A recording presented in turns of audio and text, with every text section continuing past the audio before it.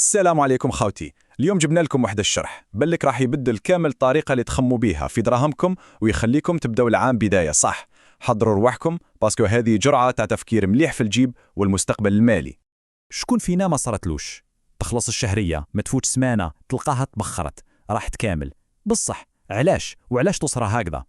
هذا هو السؤال اللي راح نحاولوا نجاوبوا عليه اليوم. السبب كما راح تشوفوا بسيط بزاف. الحكاية كامل راهي في العقلية. كاين نقولوا 3 أنواع تاع العقليات. كاين عقلية تاع واحد يستهلك برك، وكاين واحد آخر يقتصد، وكاين الثالث اللي هو المفكر. وكل عقلية من هادو هي اللي تحدد وين يروحوا دراهمك. أيا باش نفهموها مليح أرواحنا تخيلوا معانا 3 عباد كل واحد فيهم عنده نفس الصوارد 20,000 دينار جزائري، يعني 2 ملايين سنتيم. هذا هو المبلغ اللي راح يبداو به الشهر. دوكا شوفوا مليح هذه الصورة، تبعوا معايا. في الآخر تاع الشهر النتائج ما كانش علاقة. واحد بقى ب0 دينار والو، الثاني قدر يوفر 15,000 دينار، بصح الثالث المفكر ماشي غير ما صرفهمش، زاد فوق دراهمه. أيا كيفاش كل واحد فيهم دارها؟ نبداو بصاحبنا الأول المستهلك. هذا يا خويا غير تدخل الشهرية يبدأ يصرف في حوايج صغار بالك ما يبانولكش، بصح هما اللي ياكلوا دراهم. كيما نقولوا كل يوم قهوة من برا، فطور في الريستو، يشري حاجات مش صح لازمينلو. ايوا في آخر الشهر يلقى روحه كلها هذيك 2 ملايين كاملو وما بقى له والو، زيرو. أما صاحبنا الثاني المقتصد، هذا فايق شوي، فاق باللي القهوة تاع الدار راح تستقام له أرخص بزاف. واش دار؟ راح شرا قهوة تاع شر وبدا يطيبها في الدار. غير بهذه العفصة البسيطة وفر 15,000 دينار.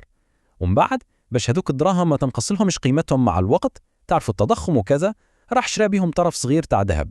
فكرة مليحة. وهنا نوصلوا للشخصية الثالثة، المفكر. هذا هو كما نقولوا بالدارجة القافز. هذا هو الجزيري الشاطر. بهذوك 2 ملايين راح شرا سلعة بالجملة. نقولوا مثلا شرا قهوة تاع الصح بشكارة، استعمل النص اللي يسحقه هو، والنص اللي بقى عاود باعوا لاصحابه في الخدمة، لجيرانه، للعائلة بسومة مليحة. وفي الاخر تاع الشهر ماشي برك رجع دراهمه، لا زاد عليهم فايدة، خدم دراهم بدراهم. مليح. دوكا السؤال هو كيفاش أي واحد فينا يقدر يولي عنده هذه العقلية تاع المفكر؟ كيفاش يحول مصروف عادي لمشروع صغير يدخل منه دراهم؟ شوف، الفكرة سهلة. المشروع ماشي معناتها لازم حانوت وكوارط وملايين باش تبدأ. كامل نقدروا نبداو بحاجات بسيطة بزاف.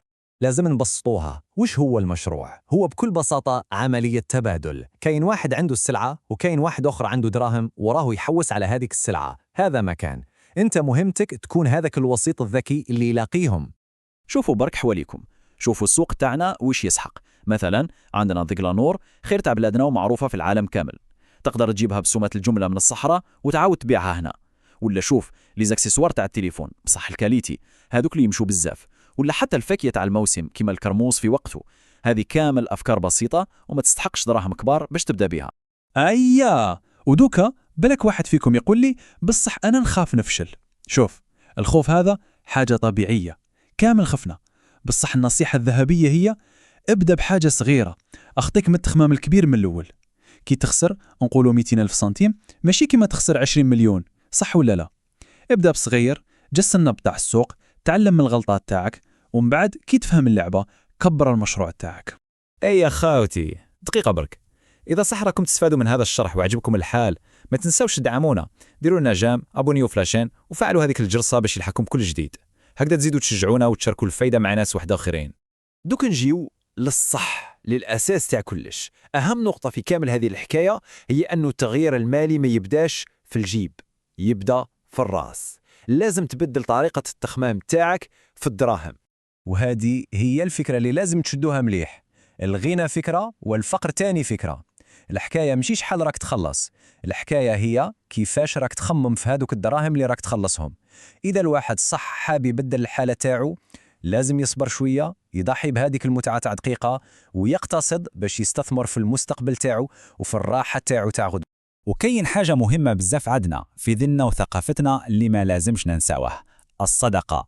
سبحان الله كي تنحي مبلغ صغير من دراهمك، لو كان حتى 100 دينار وتتصدقها، ربي سبحانه راح يبارك لك في رزقك. هذه هي البركة، وهذا وعد من عند ربي.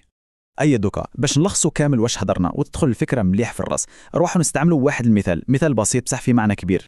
تخيلوا باللي دراهمكم هما حبة تاع بذرة تاع نخلة تاع تمر. صاحبنا المستهلك وش يدير؟ يشد هذيك الحبة ياكلها، يشبع في دقيقته وخلاص راحت. المقتصد وش يدير؟ يرفد هذيك الحبة ويخبيها في بلاصة آمنة، بصح تبقى مجرد حبة مخبية. أما المفكر يعرف قيمة هذيك الحبة تاع الصح، يرفدها ويروح يغرسها في التراب. المفكر يغرس هذيك البذرة ويسقيها ويعتني بيها حتى تكبر وتولي النخلة شابة، وهذيك النخلة تبدأ تمدلو في التمر، ياكل منه، يبيع منه، ويزيد يرفد البذور تاعو ويزيد يغرس للأبد. هذا هو الصح، هذا هو الاستثمار اللي يجيب الثروة. والسؤال اللي نختم به اليوم ونخليه لكل واحد فيكم يخمم فيه هو: انتوما وش من بذرة راح تغرسوا اليوم؟